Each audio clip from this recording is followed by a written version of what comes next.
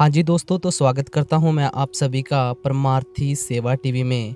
तो दोस्तों, आज के सवाल जवाब और आज के थोड़े से सत्संग के वचन आप सभी के साथ शेयर करूँगा। उससे पहले आप सभी से बेनती करता हूँ कि चैनल को सब्सक्राइब करके ऑल नोटिफिकेशन बेल ज़रूर दबा दें ताकि ऐसी अपडेट आप सभी तक पहुंच सके। तो दोस्तों, मॉर्निंग में जो डेरा ब्यास में पाठी जी ने फरमाया था वो कुछ इस प्रकार था। आज शेख फरीद जी की बाणी ली गई थी और सेठी साहब पाठी जी ने सत्संग किया था 45 मिनट का। तप तप लोहे लोहे हाथ मरो रो बावन होई। ये शेख फरीद जी का एक कलाम है, इसके ऊपर सत्संग फरमाया गया था। आप जी ने फरमाया था, आज हम शेख फरीद जी की बाणी ले रहे हैं। आज के सत्संग में हमें उपदेश दे रहे हैं कि कैसे रूह 84 के जेल खाने में पिस रही है। ऐ मेरी प्यारी रूहो, उस कुल मालिक को जानो, उस कुल मालिक को पाने का आनंद ही कुछ और है। मालिक के बगैर हमारी खुशियां अधूरी हैं। मालिक के मिलाप का आनंद ही कुछ और है। ये संसार मायावी है, ये हमें आकर्षित करता है। इसे उस अल्लाह के साथ लगाना था, लेकिन दुनिया में ही रह गया, मन के अधीन होकर रह गया। संत महात्मा हमेशा हमें आगाह करते हैं कि उस मालिक के साथ मिलो, लेकिन हम मानते नहीं हैं। भाई, परमात्मा प्रेम करने योग्य है।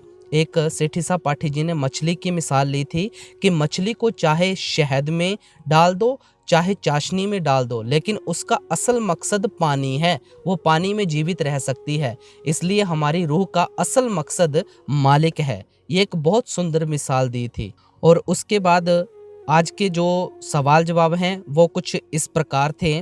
जब बाबा जी स्टेज पर आए तब 3:45 हुए थे और बाबा जी 15 मिनट पहले ही स्टेज पर आ गए थे। शब्द बहुत ही बच्चों द्वारा प्यारे पढ़े जा रहे थे। पहला शब्द था, साचा साहिब एक तू, बंदा आशिक तेरा। दूसरा शब्द पढ़ा गया था, सच्चे मेरे साहिबा, सच्ची तेरी वड्याई। तीसरा शब्द पढ़ा गया था, मन आनंद भया, प्रभ अवध सुनिया। और चौथा शब्द पढ़ा गया था, सच्ची प्रीत हम तुम सियों जोड़ी। और जो पहला सवाल किया गया था वो कुछ इस प्रकार है। पहला सवाल कुछ इस प्रकार का था, बाबा जी, जो लोग अस्थियां बहाते हैं क्या इसमें कोई लाभ होता है या नहीं? इसके बारे में थोड़ा सा हमें बताइए। बाबा जी ने कहा, बेटा नहीं। साफ साफ बाबा जी ने कह दिया नहीं। बाबा जी ने कहा, बेटा मकसद था कहीं भी बहा दो, लेकिन हम सभी ने भेड़ चाल अपना रखी है।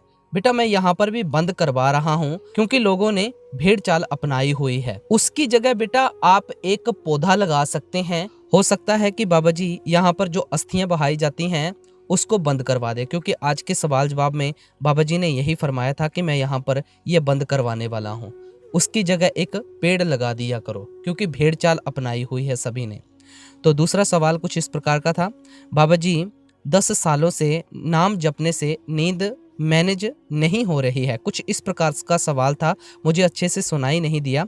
तो इसका जवाब बाबा जी ने दिया था, बेटा हर एक चीज में बैलेंस होना जरूरी है। बेटा मालिक के लिए समय तो देना पड़ेगा ना। ये तो नहीं है जिसने हमें सब कुछ दिया है उसके लिए हम वक़्त नहीं निकालेंगे। बेटा मालिक के लिए वक़्त निकालना बहुत जरूरी है। तो तीसरा सवाल था, बाबा जी सद बलिहारी आप जी दी संगत ते, सद बलिहारी आप जीते। तो बाबा जी ने बीच में ही रोका, बेटा जिस दिन हुक्म च रहना लग पे तां इत्थे आण दी कोई ज़रूरत नहीं है। इत्थे जो भी है कि सारे इत्थे हुक्म च ने। तो इस प्रकार का बाबा जी ने कुछ जवाब दिया था कि यहाँ पर जो भी हैं ये सब हुक्म से बाहर हैं, हुक्म में नहीं है। अगर हुक्म में होते तो यहाँ पर बैठे होते। आप पूछ लें इनसे सभी से। चौथा सवाल, बाबा जी नेगेटिविटी बहुत है, मैंने नाक की सर्जरी करवानी है और मुझे डर लगा रहता है कि कहीं कुछ हो ना जाए। तो बाबा जी ने कहा, बेटा डॉक्टर ने 1 मिनट में सर्जरी करके परे मारनी है, तो आप क्यों डरते रहते हैं? बेटा अगर ठीक होना है तो आपको करवाना पड़ेगा ना, इसमें नेगेटिविटी की क्या बात है? पांचवा सवाल, बाबा जी कुछ लोग मुझे कहते रहते हैं कि सत्संग में जाने से तुझे क्या मिलेगा? तो बाबा जी ने फरमाया, बेटा परमार्थ और पॉलिटिक्स में कभी बहस नहीं होनी चाहिए। किसी को कुछ मिलता है तो किसी को कुछ मिलता है। अगर आपको कुछ मिलता है तो ही आप इतनी गर्मी में यहाँ पर आए हैं, नहीं तो आपको क्या जरूरत थी इतनी गर्मी में आप यहाँ पर आए? तो परमार्थ और पॉलिटिक्स में बेटा कभी बहस नहीं होनी चाहिए। आप अपना मुंह बंद रखें बस। हमको किसी को जवाब नहीं देना है। तो उसी भाई साहब ने दोबारा सवाल किया कि बाबा जी, बड़े लोगों को परेशानियां क्यों झेलनी पड़ती हैं? तो बाबा जी ने फरमाया, बेटा कोई बड़ा नहीं, कोई छोटा नहीं। आपने कभी देखा है कोई बड़ा छोटे के लिए कुर्बानी देता हो? छोटे तो अभी फिर भी कुर्बानी दे देते हैं। कुछ इस तरह का जवाब दिया था बाबा जी ने। और 6वां सवाल, बाबा जी, किसी के जाने से हमें क्या कोई फेस्टिवल नहीं मनाना चाहिए? तो बाबा जी ने बड़े ही प्यार से फरमाया था, बेटा जिसने जाना था वो चला गया। ये पहले ज़माने की रीतें हैं बेटा, अभी भी चल रही हैं, तो मैं इसके बारे में क्या कहूँ आपको। जिसने जाना था वो चला गया। 7वां सवाल, बाबा जी गुस्सा बहुत आता है। तो बाबा जी ने कहा, बेटा गुस्से का कोई हल नहीं है। अगर मैं आपको गुस्से में जवाब दूं तो क्या आपको बेटा अच्छा लगेगा? तो बेटा गुस्से का कोई हल नहीं है। हमें गुस्सा क्यों आता है इतना? हमें इसके बारे में थोड़ा सोच विचार करनी चाहिए ना। तो 8वां सवाल, बाबा जी भजन सिमरन में नींद बहुत आती है। बाबा जी ने कहा, बेटा अच्छी बात है ना, बिना गोली के नींद आ जाती है। तो उस लड़की ने फिर बाबा जी से बोला कि बाबा जी मुझे भजन सिमरन करना है लेकिन नींद बहुत आ जाती है बीच में, कुछ ऐसा सवाल किया था। तो बाबा जी ने कहा, बेटा आप करते चलें, आप ये ना सोचे कि नींद आ जाती है, धीरे धीरे आपका अभ्यास बन जाएगा। 9वां सवाल, बाबा जी ਤੁਸੀਂ ਸਾਰਿਆਂ ਦੇ ਸਵਾਲਾਂ ਦੇ ਜਵਾਬ ਦਿੰਦੇ ਹੋ। ਪ੍ਰੋਰ ਦੇ ਵਿੱਚ ਤੁਸੀਂ ਇਹ ਕਿਹਾ ਸੀ, ਤਾਂ ਕੀ ਤੁਸੀਂ ਸੱਚੀ 'ਚ ਜਵਾਬ ਦਿੰਦੇ ਹੋ? ਬਾਬਾ ਜੀ ਨੇ ਕਿਹਾ, ਬੇਟਾ ਜਵਾਬ ਤਾਂ ਅੰਦਰੋਂ ਮਿਲੂਗਾ। ਕਿੰਨੇ ਮਹਾਂਪੁਰਖ ਆਏ ਬੇਟਾ, ਉਹਨਾਂ ਨੇ ਸਾਨੂੰ ਕਿੰਨਾ ਕੁਝ ਸਮਝਾਇਆ, ਕੀ ਅਸੀਂ ਸਮਝ ਸਕੇ ਹਾਂ? ਨਹੀਂ ਨਾ। ਤਾਂ ਬੇਟਾ ਤੁਸੀਂ ਇਹ ਜੋ ਵੀ ਸਵਾਲ ਕਰਦੇ ਹੋ ਇਹ ਤਾਂ ਤੁਸੀਂ ਸਿਰਫ ਗੱਲ ਕਰਨ ਵਾਸਤੇ ਕਰਦੇ ਹੋ, ਕੋਈ ਇੱਥੇ ਸਵਾਲ ਨਹੀਂ ਹੈ ਤੇ ਕੋਈ ਇੱਥੇ ਜਵਾਬ ਨਹੀਂ ਹੈ। ਇਹ ਤਾਂ ਸਭ ਬੇਟਾ ਇੱਕ ਗੱਲ ਕਰਨ ਦਾ ਬਹਾਨਾ है। 10वां सवाल, बाबा जी मेरी बेटी को आवाज़ बहुत ज़्यादा सुनाई देती है, वो डर जाती है। तो बाबा जी ने कहा, बेटा ये हमारा अंधकार है जिससे हम डरते हैं, धीरे धीरे सब ठीक हो जाएगा, आपने घबराना नहीं है। तो 11वां सवाल, बाबा जी कोई जानकर या अनजाने में कर्म करता है तो क्या उसका कर्म गिना जाता है? बाबा जी ने कहा, बेटा जाने में करो चाहे अनजाने में करो, कर्म तो कर्म है, कर्म तो बनेगा। लेकिन सारी बात तो ये है कि हम कर्म करके सीखते नहीं हैं। जो हम गलती करते हैं उससे सीखते नहीं हैं। अगर गलती करके हम सीख लेंगे तो हमें दोबारा इस बात पर नहीं आना पड़ेगा, लेकिन हम सीखते नहीं हैं बेटा, सबसे बड़ी बात तो ये है। तो उसी भाई साहब ने दोबारा सवाल किया, बाबा जी 25 और 26 का भंडारा क्यों कैंसिल किया? तो बाबा जी ने कहा, बेटा इलेक्शन करके। हमको सभी ने कहा कि आप 25 और 26 का भंडारा कैंसिल कर दो, 25 और 26 को इलेक्शन है तो आपकी संगत सारी जो है वो डेरे चली जाएगी, हमें वोट कौन देगा? तो इसलिए बेटा कैंसिल करना पड़ा और संगत हंसने लग पड़ी। अगला सवाल, बाबा जी भजन सिमरन च शरीर वाइब्रेट होंदा है। तो बाबा जी ने कहा, बेटा हौली हौली सब ठीक हो जाऊगा, घबराने की कोई लोड़ नहीं है। अगला सवाल, बाबा जी एक स्टूडेंट की पढ़ाई करने की और प्रेम करने की उम्र एक होती है, उसको कैसे मैनेज करें? संगत ज़ोर ज़ोर से हंसने लग पड़ी।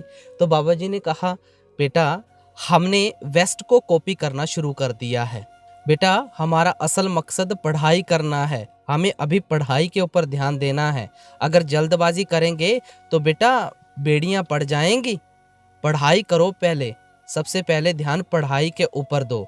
अगला सवाल, बाबा जी जो हमारी किस्मत में लिखा है वो मिलेगा या मेहनत करके किस्मत बदली जा सकती है? बाबा जी ने कहा, बेटा किस्मत तो हम नहीं बदल सकते, अगर हम सच्चे दिल से मेहनत करेंगे तो मालिक जो ठीक समझेगा करेगा। अगला सवाल एक लड़की ने किया था इंजीनियर और साइकोलॉजिस्ट के ऊपर। तो बाबा जी ने उसका जवाब दिया था, बेटा अभी तो आपको साइकोलॉजिस्ट ही करना चाहिए मेरे ख्याल से, तो क्योंकि यहाँ पर देखो कितने पागल बैठे हुए हैं। तो सारी संगत ज़ोर ज़ोर से हंसने लग पड़ी। अगला सवाल, बाबा जी मुझे समझ नहीं आता कि मैं क्या करूं, दिमाग की सुनूं या दिल की सुनूं? तो बाबा जी ने कहा, बेटा इस वक्त तो आपको दिमाग की ही सुनना है, क्योंकि दिल तो हमारा बहुत जल्दी लट्टू हो जाता है, तो आप अपने दिमाग की सुने। तो उसी ने सवाल किया था, बाबा जी डिप्रेशन या टेंशन हो जाती है, इससे हम कैसे बाहर निकलें? बेटा काहे की टेंशन, ये बच्चे आजकल ना बहुत टेंशन लेते हैं और जल्दबाजी बहुत करते हैं। आप पॉजिटिविटी के ऊपर ध्यान क्यों नहीं देते? हमेशा नेगेटिव नेगेटिव सोचते रहते हैं, पॉजिटिविटी के ऊपर ध्यान दिया करो बेटा। अगला सवाल एक सफलता के ऊपर था। कि बाबा जी ने उसका जवाब दिया, सच्ची सफलता तो बेटा मालिक को पाना है, चिंता मिटी चाहत गई मनुआ बेपरवाह, जिसको कछु ना चाहिए वही शहंशाह। बेटा असली सफलता तो मालिक को पाना है, बाकी तो कोई सफलता नहीं है बेटा, ये तो सब दुनियावी चीजें हैं। फिर अगला सवाल, बाबा जी आत्मा परमात्मा की अंश है, इसके बिछड़ने का कारण क्या हम हैं? बाबा जी ने कहा, बेटा ये तो कर्मों का हिसाब किताब है जो है, मेन हमारे बेटा इसमें कर्म ही हैं। लास्ट सवाल बाबा जी से लड़की ने किया कि बाबा जी तुसी मेरे अंग संग रहो, तुसी मेरे नाल रहो, और लड़की रोई भी काफ़ी ज़्यादा थी। तो बाबा जी ने उसको बड़े ही प्यार से समझाया, बेटा असी सिर्फ हुक्म च रहना है, जो तिस भावे नानका साईं गल चंगी। और बहुत ही ज़्यादा रोने लग पड़ी थी उसको, बाबा जी ने बहुत ही कुछ समझाया। फिर उसके बाद एक और सवाल किया था, बाबा जी मैनू चिंता बड़ी हो जाती है, मेरा भजन सिमरन नहीं बनता, कुछ इदा उदा, और बहुत सवाल किए बाबा जी के साथ उसने। तब बाबा जी ने कहा, चिंता ताकि कीजिए जे अनहोनी होए। बेटा हमने चिंता किस बात की करनी है, असी सिर्फ मन दे अधीन होके चल रहे हैं जो कर रहे हैं, सानू शुक्र करना चाहिदा है और हुक्म विच रहना चाहिदा है। बेनती की चिंता ताकि कीजिए जे अनहोनी होए। तो ये कुछ सवाल जवाब आज के जो पाठी जी के वचन थे वो भी आप सभी के साथ शॉर्ट में शेयर कर दिए गए हैं, और सवाल जवाब भी शॉर्ट में शेयर कर दिए गए हैं। तो आप सभी से लास्ट में बेनती की जाती है कि चैनल को सब्सक्राइब करके ऑल नोटिफिकेशन बेल दबाना ना भूलें, ताकि आप ऐसी अपडेट सबसे पहले प्राप्त कर सके। तो दोस्तों मिलते हैं आप सभी के साथ कल सवाल जवाब के साथ और पाठी जी की अपडेट के साथ। जो भी फरमाएंगे आप सभी के साथ शेयर किया जाएगा शाम को इसी वक्त। तो दोस्तों मिलते हैं कल। राधा स्वामी।